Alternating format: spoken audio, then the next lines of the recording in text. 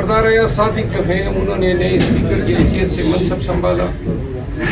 چونکہ پاکستان تحریک انصاف سے وابستہ ممبران قومی اسمبلی کا اول روز یہ موقف ہے کہ جو اجنبی لوگ ایوان میں بیٹھے ہیں اور چونکہ ہماری ریزرو سیٹ ہمیں ڈینائی کی جا رہی ہے، جن کے ساتھ ہماری مجموعی تعداد ایوان کے اندر 225 بنتی ہے، اور چونکہ ایوان مکمل نہیں ہے تو لہذا یہ الیکشن نہیں ہونے چاہیے تھے، جس پہ ہم نے اپنے احتجاج ریکارڈ کرایا.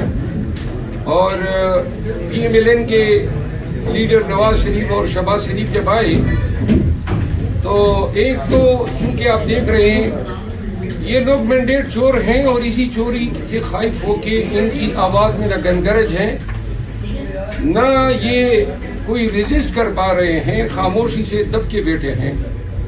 تو لہذا آج ہم نے ان کو آئینے میں ان کا چہرہ دکھایا اور بوٹ ان کے سامنے لہرایا.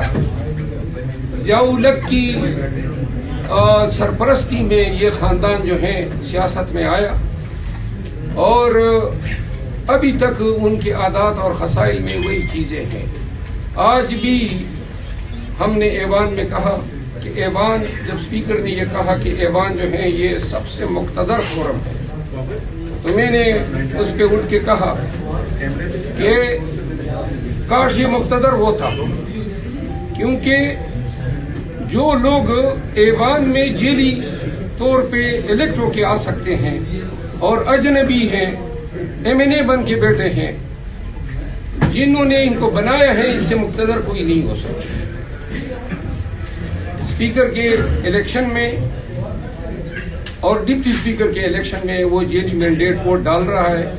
پاکستان کے لیے المیہ ہے، پاکستان کے مستقبل کے لیے اس سے بڑا خطرہ کوئی نہیں. آج محمود خان چکزئی صاحب نے حق پر مبنی باتیں کی اور یہ بتائے ہیں کہ ملک کو کس جانب ہم لے جا رہے ہیں. جب تک ملک کی تمام سیاسی قوتیں بشمول P M L N People's Party اور تمام وہ پارٹیاں جو آج ایوان میں ہیں وہ گول میز کانفرنس نہ کریں اور قرآن کریم کو درمیان میں رکھ کے یہ فیصلہ نہ کریں کہ ہم کر کیا رہے ہیں اور کس کی خوشنودی کے لیے کر رہے ہیں.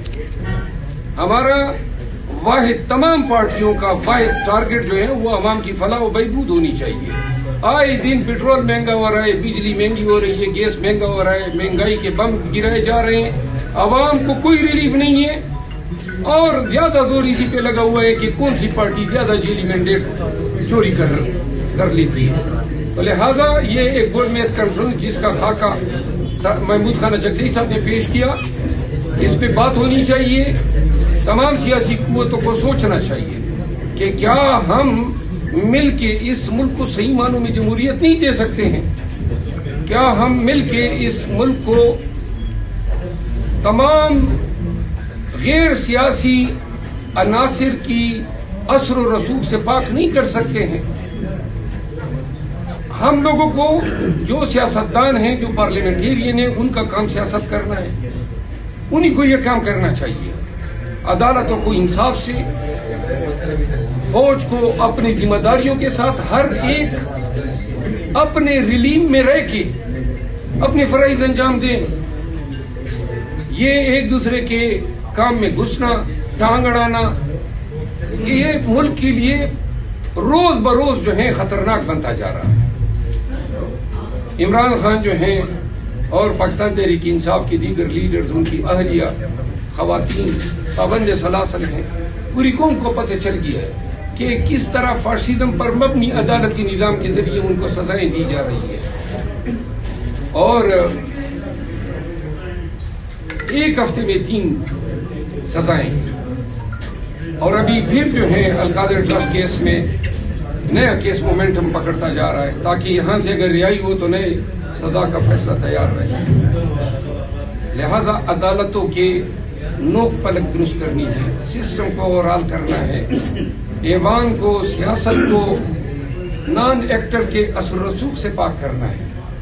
اسی میں پاکستان کا مستقبل پنہا ہے، اسی میں جمہوریت کی آبیاری ہونی ہے، اسی میں جو ہے پاکستان کا تابناک مستقبل پوشیدہ ہے. مانسٹر سے، یہ عفریت ہیں، بہت بڑے خطرے میں آج کل ہم خطرے سے دوچار ہیں. اگر یہ سیاسی قوتیں یہ سمجھ سکتی ہیں کہ ہم نے پاکستان کو اس دلدل سے نکالنا ہے، سب کو احساس ہونا چاہیے ہمارے اوپر گمبھیر گٹھائیں چھائی ہوئی ہیں، ہماری معیشت زبوحالی کا شکار ہے، انٹرنیشنل کمیونٹی پاکستان کی بننے والی حکومت کو ایکنالج نہیں کرے گی، دنیا احترام نہیں دے گی، ایوان کے اندر یہ دینگا مشتی جاری رہے گی، تو لہذا جب تک سیاسی سٹیبلٹی نہیں ہوگی، نہ معیشت کا پہیہ درست ہونا ہے، نہ ملک میں پولرائزیشن ختم ہونی ہے، نہ ملک میں دیگر مسائل جو ہیں جو روزانہ جنم لے رہے ہیں بشمول مہنگائی کے، ان کا خاتمہ ہو۔ ہم اس کو چیلنج کریں گے کہ ہمارے ریزسٹنس، ہمارے احتجاج کے باوجود اسپیکر نے اس پہ کوئی رولنگ نہیں دی، اور جو لوگ اس ووٹ کے عمل سے رہ گئے ہیں ان کا حق تھا ایوان کا ممبر بننے کی وساطت سے کہ وہ بھی اس پروسیس میں ووٹ ڈالتے، لیکن چونکہ آپ دیکھ رہے ہیں کہ ہر فورم سے ہمارے ساتھ زیادتی اور ظلم ہو رہا ہے، تو یہاں بھی انہوں نے الیکشن کمیشن نے ابھی تک ہماری ریزرو سیٹوں پہ کوئی نوٹیفیکیشن نہیں کیا ہے۔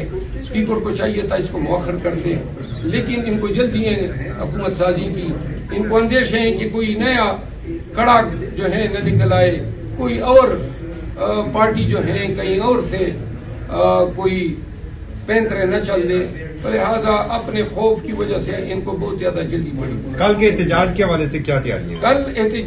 کل شاید بارش متوقع ہے، تو بارش کے باوجود لیاقت باغ میں وہاں عوام کو میری اپیل ہے کہ لیاقت باغ آئیں، پنڈی کے عوام اور تمام فیملی سے، وہاں سے ہم اکٹھے ہو کے مری روڈ کے راستے سے ہم ایکسپریس وے سے ہوتی ہوئی سیدھا ہم اسلام آباد پریس کلب آئیں گے۔ پہلے ہمارا پروگرام تھا F9 پارک جانے کا، جو اب ہم نے سیدھا ایکسپریس وے سے ہم آئیں گے اسلام آباد پریس کلب۔ اسلام آباد اور پنڈی کے باسیوں سے، خواتین سے، تمام یوتھ سے، بزرگوں سے، سب سے التجا ہے۔ ٹائمنگ کیا ہوگی؟ 11 بجے ہم ہوں گے لیاقت باغ میں اکٹھے، اور انشاءاللہ 4 بجے تک یہاں پہ۔ اس وقت بھی میں ممبر اسمبلی تھا، اور اب حلف لے لیا ہے؟ حلف لینا یا نہ لینا ان ناہنجاروں کے سامنے کوئی حیثیت نہیں رکھتا ہے۔ ہم 144 ہمارا حق ہے پاکستانی کی حیثیت سے، آئین ہمیں حق دیتا ہے کہ کسی بھی ناجائز غلط کام کے خلاف احتجاج کریں، یہ آئین کا حق ہے۔ 144 وہ ضابطۂ فوجداری جو ایک ذیلی قانون ہے، آئین سپرسیڈ کرتا ہے، اور عدالتوں کے، سپریم کورٹ کے بہت سارے فیصلے ہیں کہ 144 کے تحت صرف ایک پارٹی کی ایکٹیویٹی کو روکنے کے لیے 144 لاگو کرنا خلاف قانون ہے۔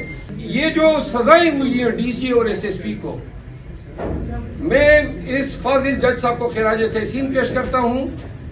ایسی سزائیں بے دریغ ہونی چاہیے، IGs کو ہونی چاہیے، DIGs کو ہونی چاہیے، کمشنروں کو ہونی چاہیے۔ جن لوگوں نے بنیادی انسانی حقوق کی پامالی کی ہیں ان کی جگہ جیل میں ہونی چاہیے۔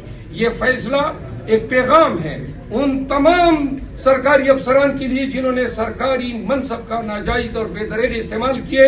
انشاءاللہ میں نے پہلے بھی کہا تھا اور اب بھی کہہ رہا ہوں، ایک ایک کے خلاف جس نے ظلم کیا ہے ہم عدالتوں میں ان کو لے جائیں گے، سو کریں گے اور ان کو سزائیں دلوائیں گے۔ اس فیصلے کا ہم خیر مقدم کرتے ہیں، اور اگر یہ لوگ اپیل میں جاتے ہیں تو ہم وہاں ان کے خلاف فائٹ